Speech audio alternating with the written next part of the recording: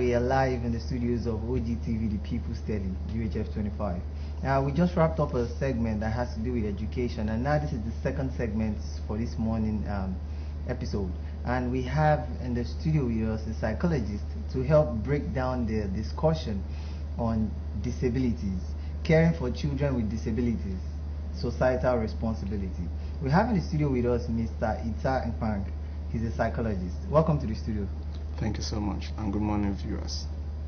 Our viewers would like to, the term disability, or the people themselves are referred to as disabled. Now, there are various forms of being disabled, but I'd like you to sensitize our viewers at home. Who are these people that we refer to as people living with disabilities or disabled people? Okay, when we talk about disability, we are looking at people that have problems of mental health related problems like mental illness. Children with mental illness are labeled as people with disability. Aside from children with mental health challenges, we also have children that have congenital abnormalities, deformations, congenital deformation at birth. We have other related health issues that can also be termed as disability in terms of being handicapped, deaf, dumb, blind. Those are all labeled as children with disability. When a child is so much incapacitated that he could not function for himself, that needs some form of help, we label those people as what? People with disabilities. Because something or the other has led to them not having the ability to function on their own. That's why children with learning disability, the children that cannot learn, that have a problem with their education, that could not learn on their own, could be labeled as being part of disabled children. Similarly, also children with attention deficit hyperactive disorder could as well be labeled as having what? Being disabled. So disability is not just about being handicapped, being blind, being deaf, or being dumb. It involves having other illnesses like mental health illnesses or general health illnesses. Just as part of the general health illnesses that we talk about is Fragile X syndrome. It's a general health condition, which is like a chromosomal disorders, challenges. It's born as a chromosomal abnormalities. So anyone in this line are labeled as children with disability. So disability is not just about, just as I've said, handicappedness or deaf and dumb. It involves having other health-related problems that do not allow you to function on your own adequately without some form of assistance. Okay. Research has it that people with disabilities are among the most marginalized groups in the world. Now, why do you think they are being marginalized? Why are they set aside? I think they have all rights that every other human without disabilities have. Why are they marginalized? Why do you think they are marginalized in the society? Well, it's true, because all children with disability are being marginalized. Why are they being marginalized? Sometimes our cultural taboos set the line for marginalization. Stigma is everywhere. Most of these children are called different forms of names that already make people learn to segregate and separate themselves from them. The prejudice set in from there. They are labeled as, look, these people cannot offer anything good. So people automatically now begin to do what? Distance themselves from them. Aside from that, because of their nature, some of them, their physical appearance, their physical conditions might not even make them appealing to the people around them. So people will merely want to distance themselves. Like, for example, if you have a child with a disability, which is much more having some physical deformities, that is clearing.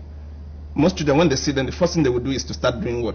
Making jest of them, laughing at them, which is the stigma we are talking about. So the social stigma that exists in our cultures is one of the bedrock for marginalization. Now, too, because of their being restricted in movement, they are being deprived of certain things. Like, looking at Nigerian, most of them need some form of things to function. Most of them doesn't even have a wheelchair. So if they want to move, they depend on what? People to move. So that's part of marginalization, because they cannot actually fully operate on their own. They need some form of help to be able to. So marginalization comes in form that they are being restricted even in education. We have schools that don't even want to accept such children. So that's part of marginalization. Why is this thing? Because of the understanding that people have. The basic problems we are having is that poor knowledge about this disability is the foundation for a reason why people marginalized them. A child with disability did not on its own choose to be. There are situations and circumstances that has brought that child to be. And because that child has come to be, it might have been any other person. So understanding that disability is not a choice, but it's just a circumstances that a child has found himself is a critical thing. Understanding that it could happen to anybody, irrespective of your status, is another thing that will actually. But most people segregate them and started placing labels that I'm better off than them. Yeah, some form of disability might have been a product of ignorance. So a whole lot of things surrounding knowledge, stigma, when there's poor knowledge, stigmatization, prejudice set in, and they are not having support system that empower them. Like if you talk about, let me just relate to our Paralympic adults. How much of support are they getting from government for their activity? It takes a personal effort of others, some few people now, to push and sort out for. Because people actually write them off. The perception is that, look, this one cannot move on. So it doesn't work what? An investment. And when you look at it also, there are a lot of other factors that I now really want to go into. But centered on it is the knowledge people have, the prejudice that exists in our cultures are the foundation upon which people use to distinguish and segregate against them. Okay, before I hand you over to Lara, I would like you mentioned something on lack of knowledge. Now, do we say that, is it lack of knowledge on the people stigmatizing these people living with disabilities, or the disabled themselves? Well, it could be either ways. But when I was referring to that, I was referring to from the part of the people that are stigmatizing these people. Because if you understand that an individual does not wish to have a condition to be labeled as, but some situations predispose such individual to develop such conditions, then that understanding will bring that sympathetic feeling and support, drawing and something, pulling you to want to support such individual, because you do not really know what next could be, who next could be. It could even be you. Seated here is not an exemption. I can just live today, drive a car, the next thing you hear of accident, amputation setting. Who am I? Did I choose to be disabled? Situations brings it. So we understand that when we see people in that situations, then we need to do what? Give them all the support they need, because they on their own are passing through a lot of challenges. They are not happy about their state, but they have to live with it. So the support we give them to an extent determines how long they will live, and they don't even want to live in the midst of that condition. So many, because of this being socially segregated upon, have thought of killing themselves. Suicide is the next thing. Depression set in. A lot of other complications are born out of this. So the understanding from the part of the people around him matters most if this person will do well. Then secondly, the person's also not understanding is also important, because if the world hates you, it doesn't mean you should hate yourself. So if you could understand that there's an ability in your disability, then you want to thrive irrespective of the social distances you are going to be encountering. So this understanding is the critical thing that I feel, if it's been impacted upon both parties, it could actually drive and bring a better care. Okay, Mr. Ita, caring for children with special needs is a societal responsibility. Now, I discovered that people with disability are more disabled by the society than their bodies. Now, how does this come to play, or how is it a social responsibility, or how does the onus lie on the society to care for these children with special needs? Yeah, actually, the society has actually disabled them. The truth is that it is the society that has actually disabled them. I've earlier explained that this condition is not wished by any individual, any child to come with, but they found themselves as a victim of their circumstances. But being a victim of those circumstances, it depends on what the society. When I talk about the society, I'm not going to talk about the government, which is far there. Yes. I'm talking about the society in terms of you and I. What have we done to get closer to them, to encourage them in their situations? Most of the time, what we do is just to come and stage a program like this. How many times have we, as an organization, called these people together and celebrate them for who they are? That goes a long way to making them have a sense of belonging, that despite the fact I have a challenge, the society still accepts me the way I am. That will make them also want to attempt more faith, to achieve more faith. Now the society has a lot of, especially in Nigeria, let me be specific, because we don't have any enabling law or acts that's specified for their care for the special needs. In the developed world, they have an act that protects such a child. A child with disability, special needs children, needs to be protected. For instance, if you put a special needs children to board the same bus for the general population, a normal child, what do you think will happen? He will be trampled upon. Even from the reaction from people, that feeling of disgust and all that.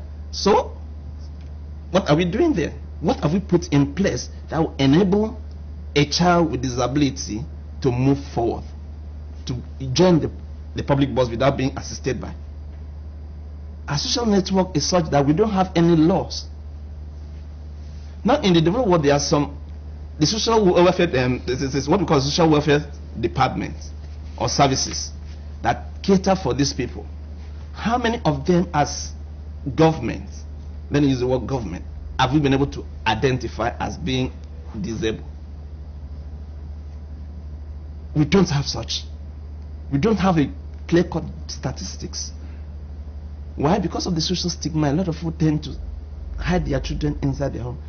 Now, if you look at their health care, which is a compulsory thing that every child needs, the cost of treatment of these children are not that so easy. The medications are not that easy. And the worst of it all is the fact that the professionals available in centers to care for these children are also restricted in numbers. Meanwhile, the children population are increasing. And this population and these professionals are situated in some specialist hospitals or tertiary institutions. The primary care, which are much more closer to these people, are not, most of them doesn't have such professionals. So how do they access the care?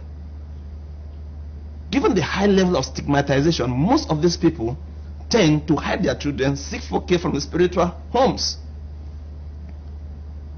which is the most reliable thing that we know. And because most of these things, we have not actually educated our people to understand that, look, irrespective of the fact that your child has this problem, it's not a death sentence. It does happen sometimes. It's an accident that can happen to anybody. Move on. Care for this children.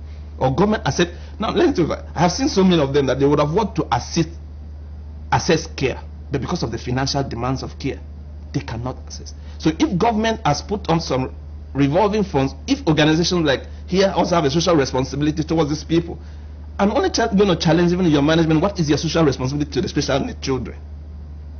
Social responsibility is not going to build a borehole, going to construct the road in the future. These are children that actually need help. What help are we offering? In terms of people that have these children need respite care, I have been opportune to manage some of them. But if you see them, you understand that even their parents need to be helped. Because it's like taking the whole aspect of this parent that they cannot move around.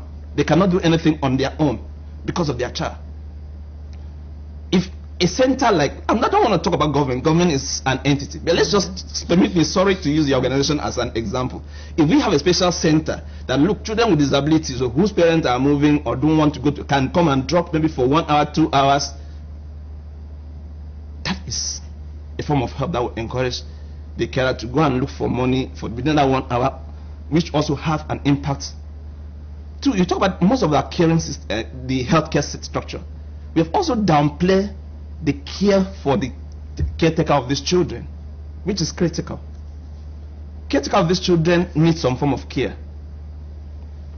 And that is what we talk about because of the burden of care. Most of them have developed depression